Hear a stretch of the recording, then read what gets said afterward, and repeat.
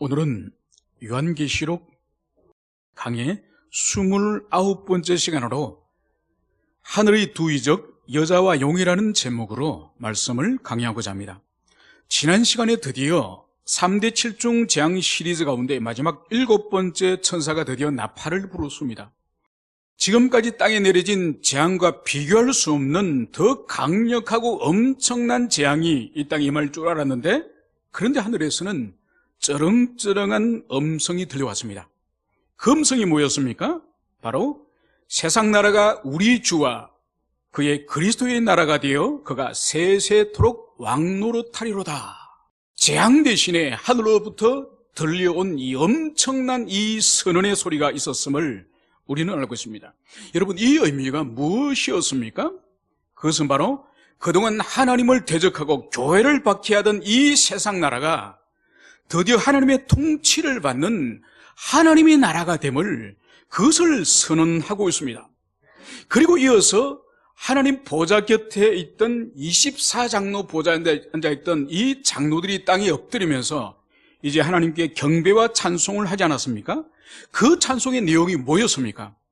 그것은 바로 하나님의 통치를 거부하는, 분노하는 이방을 향해서는 심판하시고, 또 이 세상에 악의 씨앗을 뿌려서 하나님을 대적하게 하는 자들, 하나님의 원수들을 향해서는 멸망시킬 것을 말씀하셨습니다. 그리고 하나님을 경외하는 자, 하나님의 이름을 경외하는 자에게는 주님께서는 상급을 베푸신다고 말씀을 하신 거죠. 그래서 이것은 궁극적으로 이 세상 나라는 망하고 그 자리에 하나님 나라가 설 것이며, 그리고 최후의 심판을 통해서 상급과 영벌이 주어질 것이라는 그 말씀이 마지막 7번째 나팔 소리와 함께 선언되었음을 볼 수 있습니다. 여러분, 그러면 왜 마지막 7번째 나팔 소리와 함께 엄청난 재앙이 이 땅에 선포되지 않고 완성된 하나님의 나라의 모습이 보여줬을까요? 여러분, 그것은 이런 의미라고 말씀드렸죠. 마치 주님께서 제자들을 훈련시키시다가 변화산으로 이끌어서 그 제자들에게 영광스럽게 변화된 우리 예수님의 천상의 모습을 보여주지 않습니까?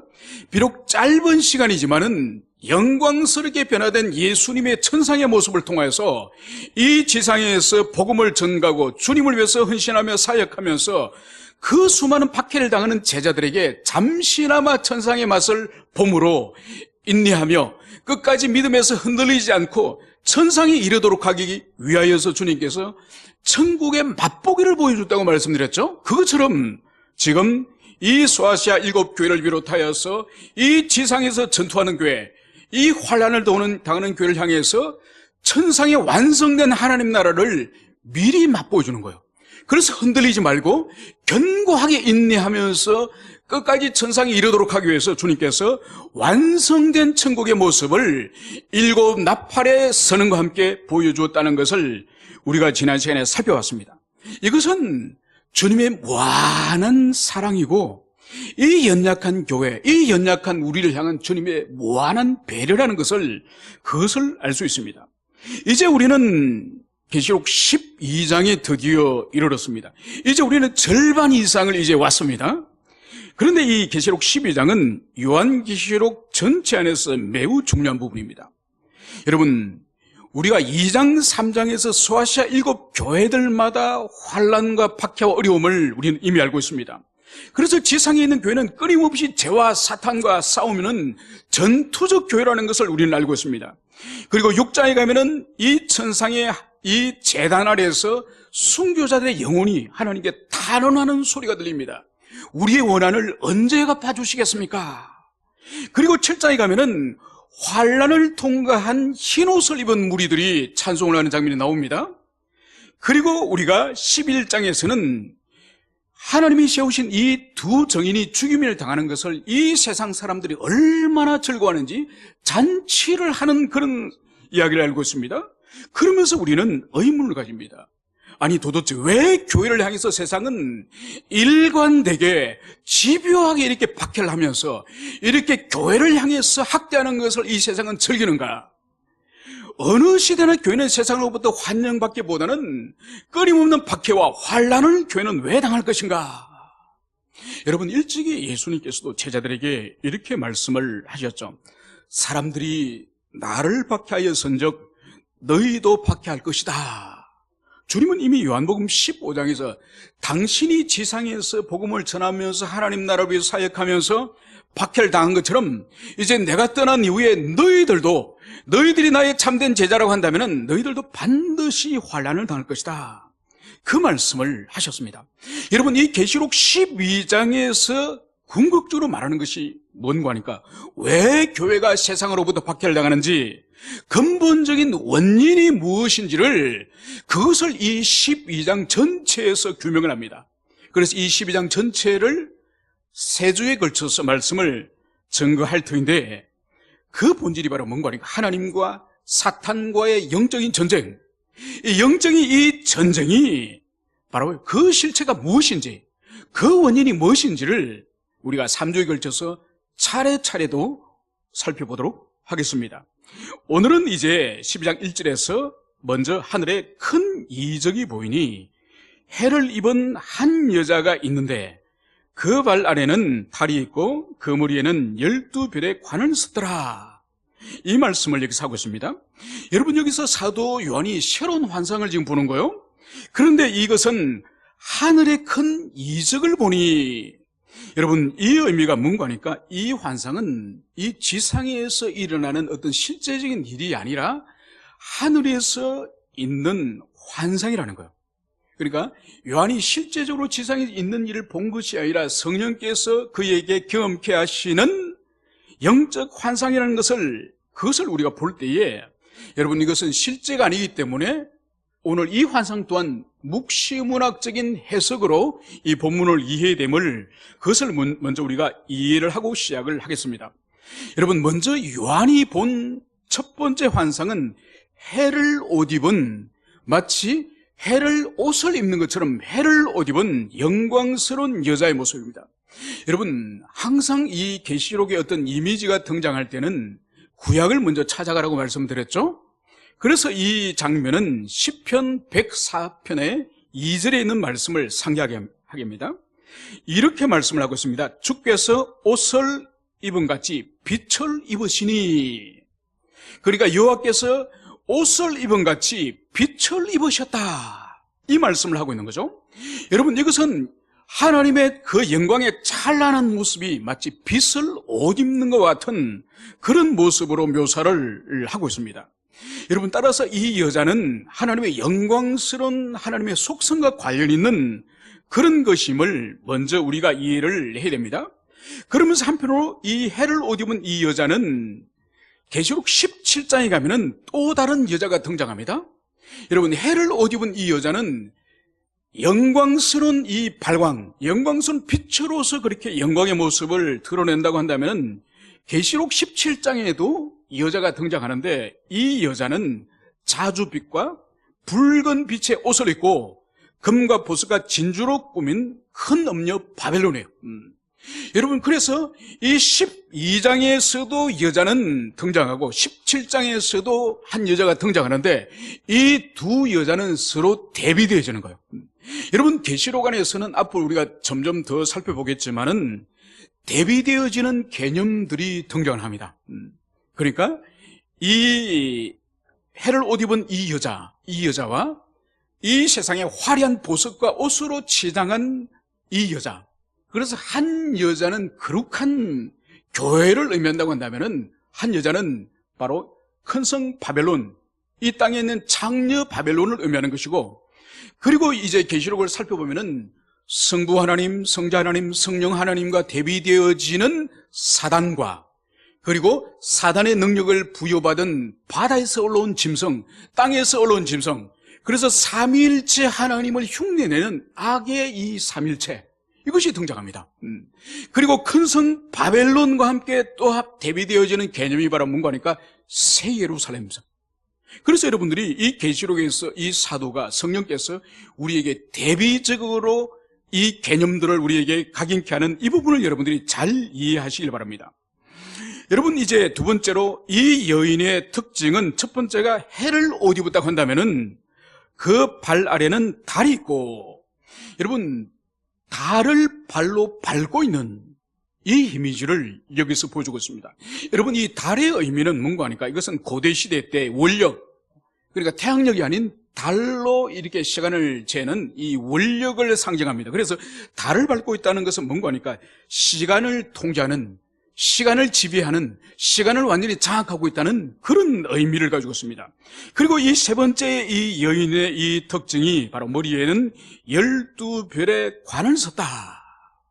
머리에 관을 썼는데 그 관이 바로 12별로 되어 있는 그 관을 쓴 것을 볼 수 있습니다. 여러분, 여기서 먼저 주목할 것은 10이라고 하는 숫자입니다. 여러분, 10이라는 숫자는 이미 우리가 알고 있는 것처럼 묵시문학에서 구약의 12지파와 신약의 12사도를 상징하는 것이 이 12 아닙니까? 그죠? 그리고 면류관은 승리자에게 주는 관이죠. 따라서 이 12별의 관은 승리한 하나님의 백성이라는 그런 의미가 있습니다. 결론적으로 이 여인이 가지고 있는 해를 옷 입고, 그리고 달을 발로 밟고, 그리고 머리에 12별의 관을 썼다고 하는 이 의미가 하는 것이 바로 뭔가 하니까 영광스러운 하나님의 백성, 바로 영광스러운 하나님의 교회를 상징하는 것입니다. 여러분, 이것은 우리가 들을 때는 이 의미가 별 감흥이 오지 않습니다. 그런데 2000년 전에 초대교회 때 교회를 구성하던 대부분의 성도들은 그 사회에서 가장 하층, 가장 비참한 삶을 살고 심지어 직장을 구할 수 없고 사업할 수 없는 그런 생계 자체가 힘든 그런 사람들이 초대교회의 대부분 성도들을 구성하는 사람들이었습니다. 그런데 오늘 하나님께서 이 사람들의 모습을 어떻게 보여주셨습니까? 아주 찬란히 빛나는, 그리고 시간과 역사를 주관하는, 그리고 12별을 상징하는 그런 영광스러운 존재라는 그것을 보여주는 거예요. 그러니까 이 말씀을 처음 받는 소아시아 7교회의 그 비참한 삶을 살아가던 그리스도인들이 받을 때는 얼마나 감격 있는 그런 말씀이겠습니까? 여러분, 오늘날도 마찬가지죠? 여러분, 오늘날도 교회 안에의 사회적인 지배층이나 높은 상위층에 있는 사람들만 있습니까? 그렇지 않죠. 이 세상에서 어떻게 보면은 아주 지극히 평범하거나 아니면 평범해도 이르지 못하는 그런 낮은 신분의 사람도 교회 안에 많이 있습니다. 그래서 세상 사람들이 교회 다닌다고 하면은 우습게 보고 아무렇지 않게 생각하지만은 오늘 하나님께서 이 말씀을 통해서 이 교회가 얼마나 영광스러운 존재인지, 주님의 눈에는 얼마나 존귀한 존재인지 그것을 여기서 보여주고 있는 거죠. 그래서 우리는 이 세상 사람들이나 이 시대의 교회가 높게 평가든지 우리를 비하여서 짓밟든지 상관없이 주님의 눈에는 우리가 얼마나 존귀한 존재인지 스스로 영적인 자존심을 여러분들이 가지시길 축원합니다. 이제 우리가 이 여자가 지금 출산하려고 하는데, 지금 이 여자가 지금 출산하려고 하는 이 아이가 누군지 오늘 이것을 먼저 살펴보고자 합니다. 오늘 2절에 따르면 이 여자는 아이를 베어 해산하게 되매 아파서 애를 쓰며 부르짖더라.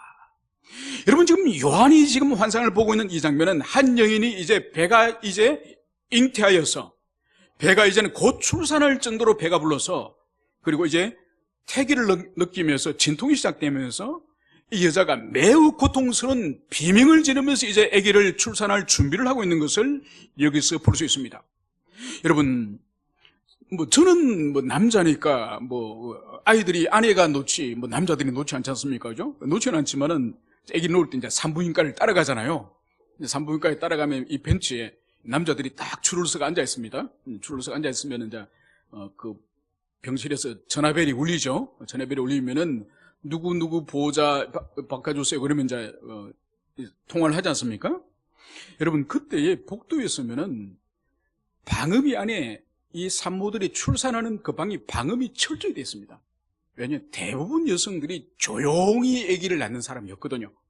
그 대부분의 여성들이 소리를 지릅니다. 그렇기 때문에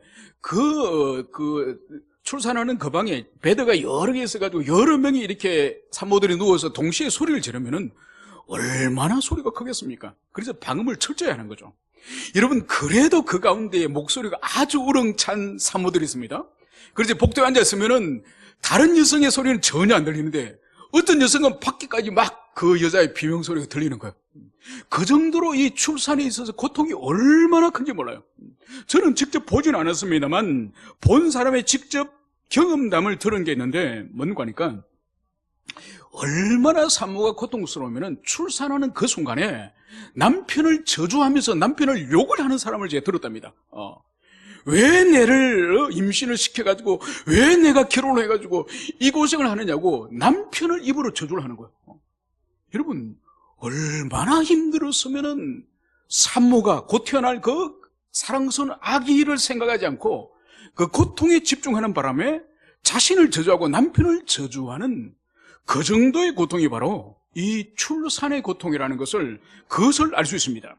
오늘 이 여자는 이제 출산에 임박하여서 아파서 애를 쓰며 부르짖더라. 이것을 여기서 기록을 하고 있습니다.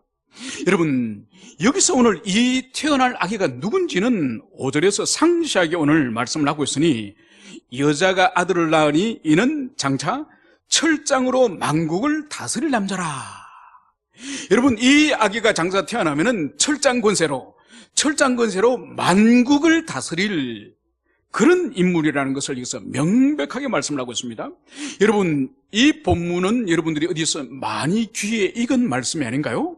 여러분 이것은 다윗의 시 가운데에 시편 2편 9절에 있는 말씀을 그대로 오늘 여기서 인용을 하고 있는 거죠.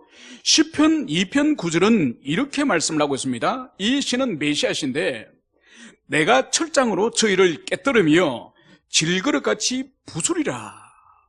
오늘 이 계시록 이 말씀은 그대로 시편 2편 9절의 말씀을 그대로 인용을 하고 있는 거죠.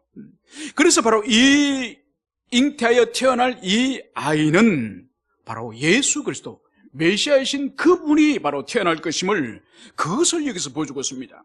여러분 그런데 여기서 우리가 이해가 좀 잘 되지 않는 것이 그러면 여자가 교회라고 한다면은 그러면 교회가 그러면 예수 그리스도를 낳았다는 말인가? 이런 의문을 가지는 거죠. 오히려 예수 그리스도께서 교회를 낳지 않았습니까? 이런 우리가 의혹을 가질 수 있습니다. 그러나 우리가 엄밀하게 생각을 해봅시다. 예수님의 그 신성, 그분의 신성은 하나님이세요. 그러나 그 인성은 구약의 다윗과 아브라함의 자손입니다. 여러분 그러므로 말미암아서 우리 주님은 엄밀하게 말해서 우리 주님은 구약 교회로부터 출생하였다고 보는 것이죠. 그렇다고 한다면 이 말씀이 진리인 것이죠. 그리고 여기서 오늘 이 여인이 아파서 애쓰며 부르짖다고 하는 이 의미가 우리가 상징적으로 이 은유적으로 기록됐다는 것을 해석을 하면서 이 의미가 도대체 뭘까요? 이것은 바로 구약의 이스라엘 백성들이 얼마나 메시아를 대망하며 간절히 찾으며 그분이 오시기를 기다리셨는지 그것을 우리는 알고 있습니다. 여러분 그래서 아담의 타락 이후에 하나님께서 여자의 후손이 와서 뱀의 머리를 상해할 것이다. 여러분 이 원시복음을 하나님이 주셨지 않습니까? 그 이후로 아담 이후로 모든 이 언약의 백성들에게 있어서는 반드시 하나님이 뱀의 머리를 상기할 여자의 후손이 이 땅에 올 것이다. 메시아가 올 것이다. 이것을 그들이 그토록 사모한 것이요. 그래서 모세는 자기와 같은 선지자가 날 것이며 너희들은 그 선지자의 말을 들으라. 이때 모세가 말한 자기와 같은 선지자는 그리스도 메시아로 말한 것이요. 그래서 역사 속에서 이 모세와 같은 메시아가 태어나기를 이스라엘 백성들이 그토록 고대하고 그리고 그 절정이 바로 뭔가 하니까 이스라엘 백성들이 드디어 바벨론의 포로, 아수르의 포로, 그리고 페르시아의 포로, 로마의 압제, 약 한 600년 동안 그들이 엄청난 외세의 압제 속으로 들어가지 않습니까? 그들이 박해를 당하고 고난을 당하면 당할수록 어서 그리스도께 오셔서, 어서 메시아께서 오셔서 이 열방을 이제 쳐부시고 우리에게 영광스러운 해방과 영광스러운 다윗과 솔로몬 왕국 같은 그런 날을 주십시오. 그들이 얼마나 사모하였는지 그것을 알 수 있습니다. 여러분, 이 이스라엘 백성들이 얼마나 사모했는지를 극단적으로 보여주는 것이 바로 뭔가 하니까 예수님이 마지막 주일 이제 예루살렘으로 입성하실 때에 이제 나귀 타고 주님 들어오실 때에 그 주님을 맞이하는 대중들의 환호를 여러분 기억하실 겁니다. 호산나 다윗의 자손이요. 다윗의 자손이 우리를 구원하소서, 다윗의 자손이 우리를 구원하소서. 여러분, 그 수많은 유월절에 참여했던 그 인파들이 종려나무 가지를 흔들면서 자기 옷을 우리 주님이 오시는 그 길에 깔고 그렇게 주님을 맞이 않았습니까?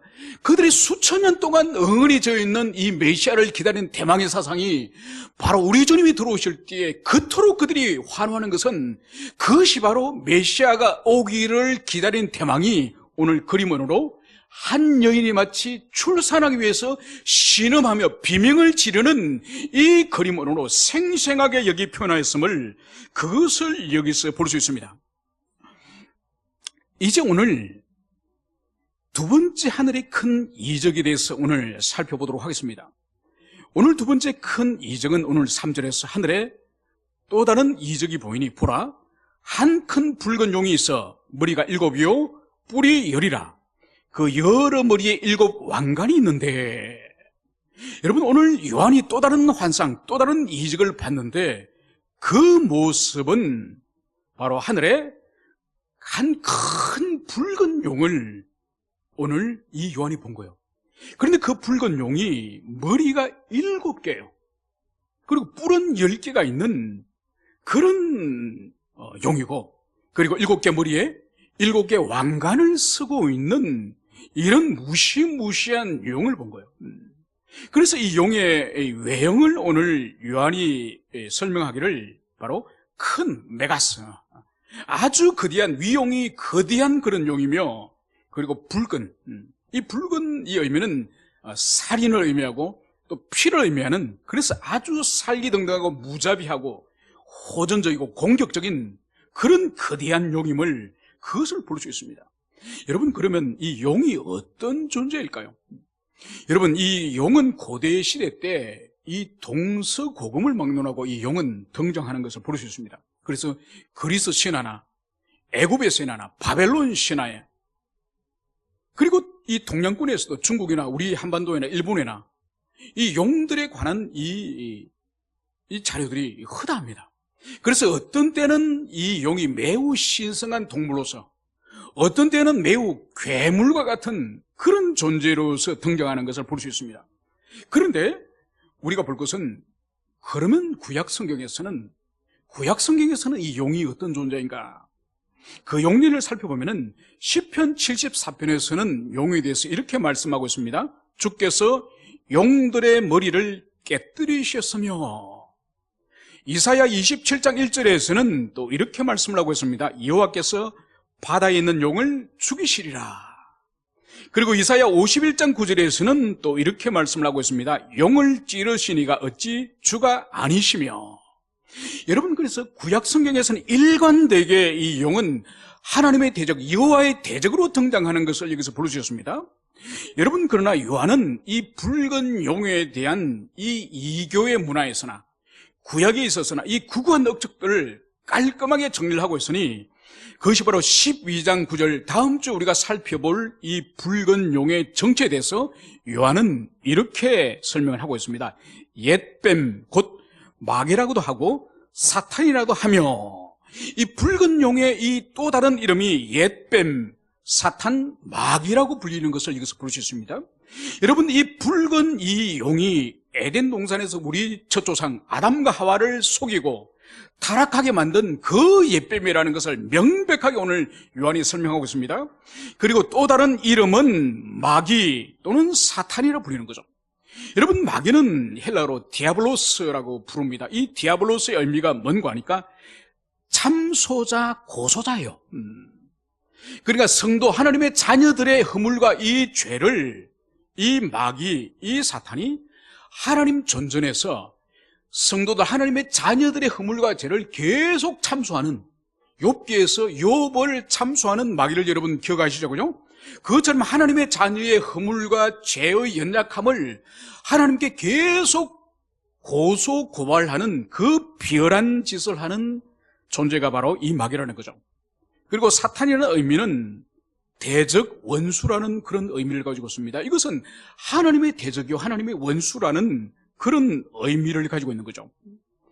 그런데 오늘 이 용의 외관을 우리가 보면은 머리가 7이고 뿔이 10이고 그리고 머리에 7 왕관이 있다, 이 말씀을 하고 있는데, 여러분, 머리는 뭘 상징하죠?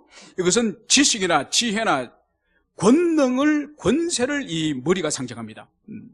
그리고 머리가 7이라는 의미는 뭐죠? 7은 완전한 수, 충만한 수를 말하지 않습니까? 그러니까 이 용의 머리가 7이라고 하는 이 의미는 강력한 악의 세력, 이 용이 가지고 있는, 사탄이 가지고 있는 이 세력은 강력한 세력이라는 것을, 그것을 보여주고, 뿔이 열이다. 여러분, 성경에서 뿔의 의미가 뭔가요? 이 뿔 또한 권세와 힘을 상징합니다. 그런데 이 뿔이 충만수인 10개가 되니 이것 또한 사탄의 강력한 세력, 이 강력한 사탄의 이 세력을 상징한다고 볼 수 있습니다.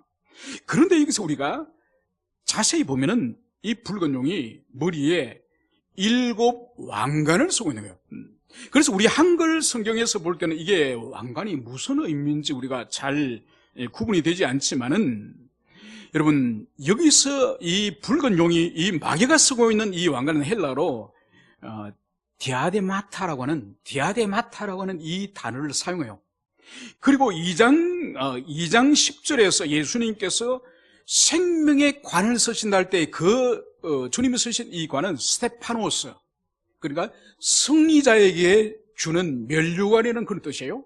그래서 이 스테파노스와 디에데마타, 이 단어가, 헬라어 단어가 완전히 다른 의미를 가지고 있다는 것을 우리가 이것을 주목해야 됩니다. 그래서 디에데마타, 이것은 어디에 사용되는 거니까 당시에 페르시아 이방 왕들이 쓰는, 이 머리에 쓰는 이 관의 띠, 이것이 디아데마타예요.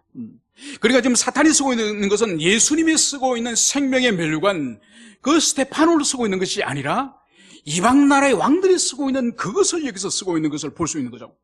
그래서 여기서 볼 수 있는 이 7머리에 쓰고 있는 이 붉은 용이 쓰고 있는 이 관은 바로 주님이 쓰고 있는 왕 중의 왕이신 주님의 그 관이 아닌 바로 거짓 면류관, 왕을 사칭하는, 하나님을 사칭하는 거짓 면류관을 쓰고 있다는 이것을 우리가 살펴봐야 될 것입니다. 이제 더 나아가서 이 용의 행적에 관해서 이제 4절에서는 요한은 이렇게 기록을 하고 있습니다. 그 꼬리가 하늘의 별 3분의 1을 끌어다가 땅에 던지더라. 여러분, 이 붉은 큰 용이 하는 일이 바로 뭔가 하니까 그 꼬리에 엄청난 힘을 가지고 하늘의 별 3분의 1을 땅으로 던지는 이 일을 오늘 요한이 그 환상을 본 거예요. 그럼 이것이 무슨 의미일까요? 여러분, 고대 시대 때 이 머리를 사용하는 것은 이거 정정당당함의 의미입니다. 그런데 고대 시대 때 이 꼬리를 사용한다는 이 의미는 뭔가 하니까 이것은 비열함, 속임, 이것이 꼬리를 상징하는 의미예요. 그러니까 지금 이 붉은 용, 이 사탄은 이 비열한 방법으로 천사들, 하늘의 천사들을 속여서 바로 그 3분의 1로 하여금 하나님과 하나님의 천사와 대적하여서 천상의 반란을 일으키고 그들이 하나님의 저주를 받아서 땅으로 쫓겨나도록 하는 그 일을 오늘 이 붉은 용 사탄이 하였음을, 그것을 여기서 볼 수 있습니다. 그런데 오늘 그 꼬리가 하늘의 별 3분의 1을 끌어다가 땅에 던지더라. 이 던지더라고는 이 표현이 어떤 표현인가 하니까 이것은 아주 단호한 행동. 사탄이 이 3분의 1의 이 천사들을 미혹하고 그들로 하여금 저주받고 그들로 하여금 하나님과 대적하게 하는 이 행동이 매우 단호한, 매우 두려운 강력한 사탄의 능력을 여기서 보여주는 거죠. 여러분, 이것이 바로 뭔가 하니까 이 세상에 인간들이 탄생하고 인간들이 타락하기 이전에 천상의 반란이 어떻게 일어났는지 그것을 여기서 오늘 계시하고 있다는 것을 볼 수 있습니다. 여러분, 사탄의 존재는 하나님보다가 더 탁월하거나 더 강력한 존재가 아니에요. 그래서 사탄을 더 의식을 하거나 더 많이 두려워하는 것은 그것은 엄밀히 말해서 불신앙이에요. 그러니까 사탄의 어떤 역사가 분명히 교회에 있을 수 있고 개인 성도들이 있을 수 있지만은 그것은 하나님께서 그 교회와 그 공동체와 그 시대를 다루시기 위해서 주님께서 사탄에게 그 부분을 허용하심으로 말미암은, 하나님의 주권적인 허용으로 말미암은 일이지 하나님과 아무런 상관없이 사탄의 독자적인 어떤 행동으로서 사탄의 미혹이나 역사가 결코 일어나지 않는다는 거예요. 그래서 사탄의 이 권능이 하늘의 별 천사의 3분의 1을 땅으로 이제 저주를 받게 할 수 있는 그런 미혹을 하였지만은 그 또한 하나님의 역사심, 하나님의 허락하심 아에 있다는 그것을 기억해야 됩니다. 그래서 하나님보다 사탄을 더 의식하거나 더 두려워하는 그것은 불신앙이고, 그러나 사탄이 아무것도 아니라는 것처럼 만만하게 대하고 죄와 사탄을 의식하지 않는 이것은 신앙에 있어서 엄청 위험한 거죠. 엄청 위험한 거죠. 마치 이런 것과 똑같죠? 여러분, 저희 어릴 때에 이렇게 이제 아버지나 삼촌이 겨울에 오시면은 이 구두를 닦아드립니다. 외삼촌 오시면은 구두를, 이제 특히 겨울에 오시면 구두를 닦아드리면, 왜냐면 용돈을 주시거든요. 용돈을 주시기 때문에 그 구두 닦으려고 이렇게 이제 구두 약하고, 그리고 그 휘발유 기름 있지 않습니까? 기름을 가지고 이렇게 이제 구두에 광을 냅니다. 그런데 잘못 실수를 해가지고 구두 닦기 하기가 춥다고 마당에서 닦기가 힘들어가지고 부엌으로 가져갑니다.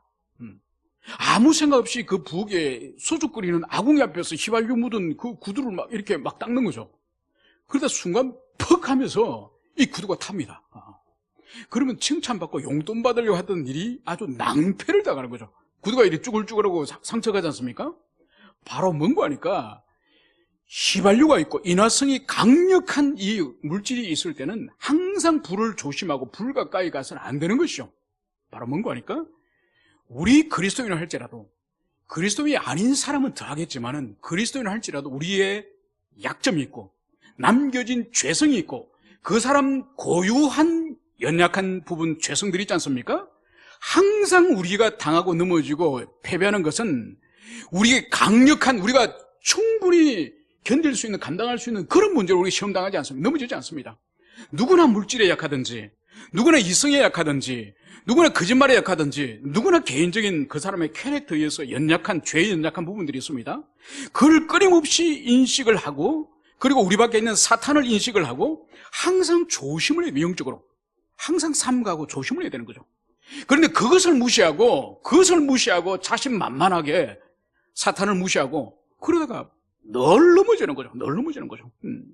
그래서 우리는 항상 사탄을 지나치게 두려워해서도 안 되지만은 사탄을 지나치게 무시해서도 우리 개인의 경고가 신앙에 있어서 실패자가 될 수밖에 없음을, 그것을 우리는 기억해야 될 것입니다.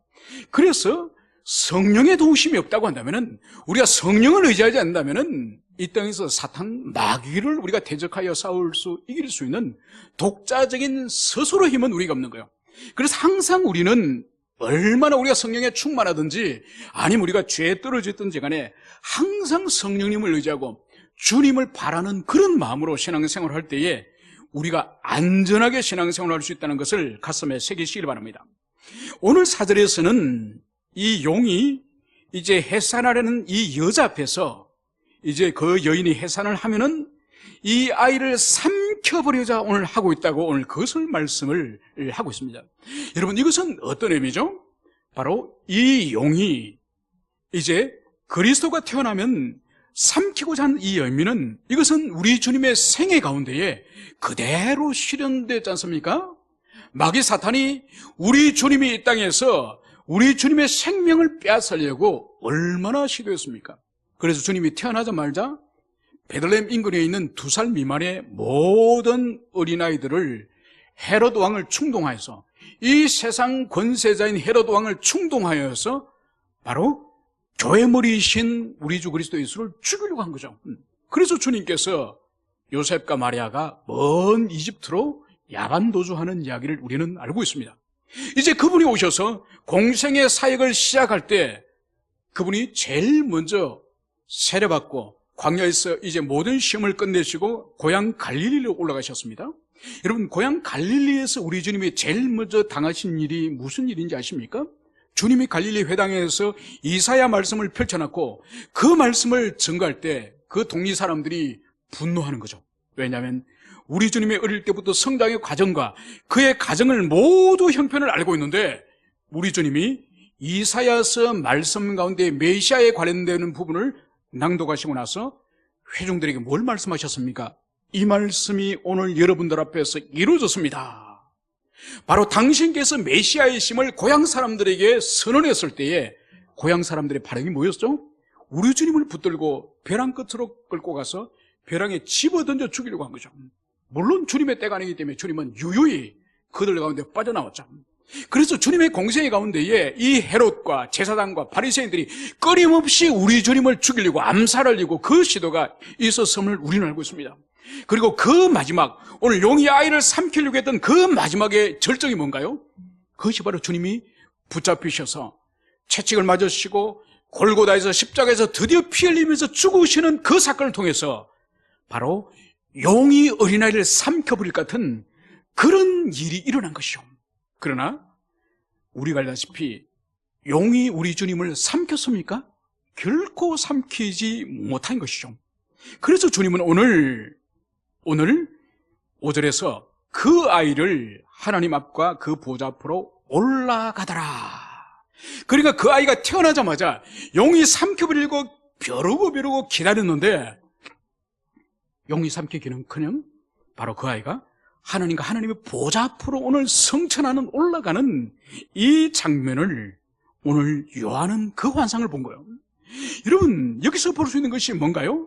아니, 주님의 출생과 함께 성천밖에 오늘 여기서 기록하고 있지 않습니다?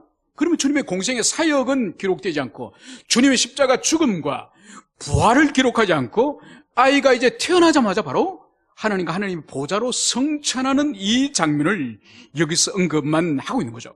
여러분, 이 본문의 의도가 뭘까요? 왜 주님의 공생애와 그분의 죽으심과 부활은 생략한 채로 출생과 함께 성천을 바로 기록을 할까요? 그것은 바로 이런 의미인 것이죠. 용이 여자를 경계하고 아이를 삼키려고 기다렸지만은 우리 주님을 삼키기는커녕 우리 주님은 패배하기는커녕 하나님 보좌로 유유히 올라가심으로 말미암아 사단의 모든 계략과 업무가 실패하였고 우리 주님이 승리했다는 것을 확정하기 위해서 오늘 이러한 표현을 하고 있다는 그것을 우리는 기억해야 될 것입니다. 이제 마지막 구절에서는 이제 주님은 이제 부활 성천하여서 하나님과 하나님의 보좌로 올라갔고 이제 남겨진 이 여자, 남겨진 지상의 교회, 이 교회 모습을 오늘 6절에서는 이렇게 기록을 하고 있습니다. 여자가 광야로 도망하여 그래서 1260일 동안 그를 양육하기 위하여 하나님께서 예비하신 곳에 있더라. 여러분, 여자가 광야로 도망하는 이 장면은 이스라엘 백성들이 이집트에서 파라오를 피하여서 출애굽하여서 광야로 도망하는 그 장면을 그대로 오늘 연상하는 것을 여기서 부르셨습니다. 여러분, 구약시대 때 광야의 의미가 어떤 의미죠? 여러분, 구약시대 때 구약성경에서 광야의 의미는 그게 부정한 짐승이 있고 악한 영이 있는 그런 부정적인 광야의 의미도 있지만 출애굽 시기의 광야는 바로 하나님께서 하나님의 백성들을 훈련하고 연단하고 그리고 주님께서 필요한 모든 만나와 메추라기와 생수를 공급해 주시는 하나님의 공급하심, 그리고 낮에는 구름기둥, 밤에는 불기둥을 통해서 주님께서 보호하심, 그리고 그 광야에서 어떤 다른 민족과 교통하는 것이 없이 오직 하나님과 사귀며 하나님과 친밀히 교제하는 은밀한 주님과의 교제의 그 특권이 이 광야의 시기에 있는 거죠. 그래서 주님께서 성천하신 이후에 교회는 오늘 광야로 편안하였다는 이 의미는 바로 뭔가 하니까 이제 이 교회가 천상에 이르기까지 이 교회를 지상에서 거룩하고 정결하게 주님께서 연단하심을 그것을 말씀을 하고 있는 거죠. 그 기간이 1260일. 여러분, 1260일 이 기간은 어떤 기간인가요? 이것은 이미 우리가 두 정인이 지상에서 복음 전파 사역의 기간도 이 기간이고 그리고 교회가 이 땅에서 환난을 받는 기간도 이 기간이에요. 결국은 여기서 볼 수 있는 것이 뭔가요? 광야로 이 교회를 보내어서 이 광야 같은 세상의 교회를 보내어서 이 교회로 하여금 보내신 목적이 무엇이라고요? 그를 양육하기 위하여. 여러분, 교회를 오늘날 이 시대도 교회를 관악산 꼴짝이나 이 백운성 꼴짝에 믿는 사람들끼리 모여가지고 개토를 이루고 살도록 하는 것이 아니라 우리가 의왕이나 과천이나 군포나 우리가 모든 지역에 흩어져서 교회된 우리로 하여금 이 세상에 살게 하신 목적이 바로 뭐라고요? 그를 양육하기 위하여. 여러분, 이 양육하다는 이 트레포시나 이 헬라의 원래 뜻이 뭔가 하니까 자라게 하다, 살찌게 하다는 거. 마치 풀을 양들에게 먹여서 자그마한 그 하얀 양새끼가 점점점 자라서 튼튼한 양으로, 어미양으로 자라는 것처럼 살찌고 성장하고 자라는 이런 교회로 만들기 위해서 우리를 세상에, 광야 같은 이 세상에 우리를 보내셨음을, 그것을 말씀하고 있습니다. 여러분, 그래서 올 한 해 동안 주님께서 우리에게 베풀어 주신 많은 은혜들이 있습니다. 또 많은 이 세상이 우리에게 가해준 역경과 환난과 고난이 있습니다. 여러분, 이 광야 같은 세상에서 과연 우리가 이런 환난과 이런 박해와 어려움 가운데서도 살찌우고 있습니까? 잘하고 있습니까? 작년 이맘때에 비해서 우리가 과연 올 한 해 동안 이렇게 요란한 세상, 이렇게 거대한 세상의 압제 가운데서 우리가 과연 영혼이 살찌고 있습니까? 잘하고 있습니까? 아니면 1년 전보다 더 핍절하여서 굶주렸습니까? 아니면 더 크기가 작아져서 그렇게 됐습니까? 오늘 주님께서는 이 광야로 교회를 보내신 그 목적이 그리스도 안에서 강건하게 자라고 살찌도록 하기 위해서, 그래서 끝까지 천성에 이르는, 천국에 이르는, 그래서 한 영혼도 이 땅에 떨어지고 실족하지 않고 모두가 천국에 이르는 그런 교회 되기 위해서, 믿음의 훈련을 위해서 교회를 광야에 보냈다, 이 말씀을 여기서 하고 있습니다. 올 한 해 베풀어 주신 은혜를 통해서 우리가 살찌우고 우리가 성장했다고 한다면은, 우리가 앞으로 또 한 해 동안 주님이 주실 그 은혜와 그 사랑으로 우리가 더 성장하고 더 살찌우는, 그래서 사명을 감당하는 우리 모두가 되었으면 좋겠습니다. 함께 우리 기도하시겠습니다.